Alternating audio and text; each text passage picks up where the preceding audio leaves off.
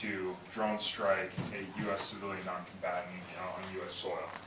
And that was the only question, and he didn't get a single answer for 13 hours, and finally this morning they gave an answer. But the big point is that there were 13 senators that were helping him, 13 Republicans and 1 Democrat. It was partially bipartisan. And then there were many others who came after from the House to come support, including Steve Daines, our representative.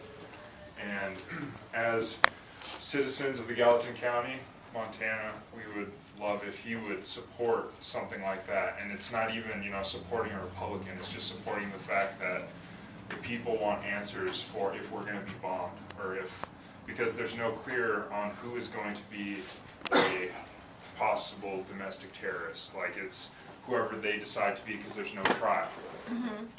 And so all we want to know is if that's going to be the case, if we have to worry about getting bombed inside our houses, or what the deal is, cafes, whatever it is.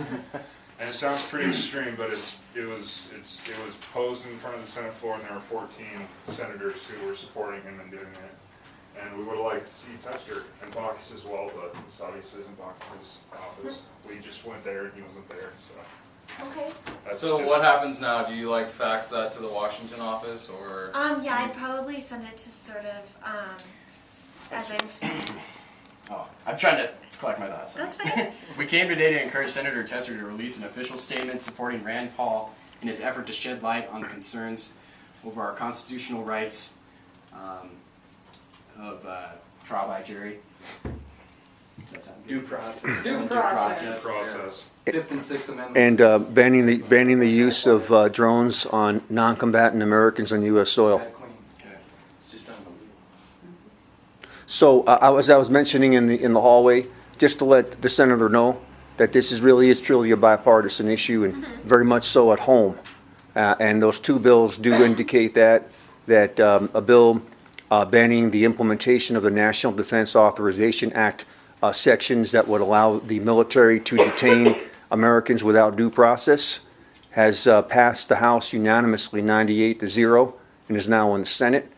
And another bill, Senate Bill 150, that would prohibit the use of drones in the state of Montana, passed the Senate in a bipartisan vote and is now in the House. So irrespective of the fact that there was 1 Democrat standing with Rand last night, on the home frontier, there are plenty of Democrats standing with Republicans, because this is an issue of concern to all Montanans and all Americans. And I think it would be a powerful message if our senator would stand with us as well. And also, we would stand next to him if he took the stand to say that he would support that. It's not just that we're just going to keep bullying him or anything. It's if he helps us out, if he actually represents Montana's interests and the state and the United States' interest, and not the government, the federal government's interest. It's the state who are his constituents, and the federal government might employ him, but we are the people who put him into office. And we applaud Senator Wyden from Oregon last night for standing with Rand and being there to support our rights. Well, not only that, but they read tweets. Yeah. They read a lot of tweets. Yep. The guys that kind of spelled Rand so he could go to the bathroom or whatever, because they all have to stand. The whole time you have to stand.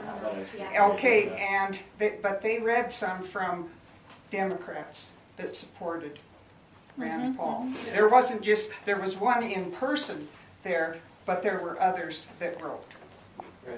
Okay, guys, so we got, Senators? we came today to encourage Senator Tester to release an official statement supporting Rand Paul in his effort to shed light on concerns over the status of our rights of trial by jury and due process, and the use of drones to assassinate non-combatant American citizens. On American soil. On American soil. On American soil, yeah. Should be anywhere, so. Thanks for taking the time.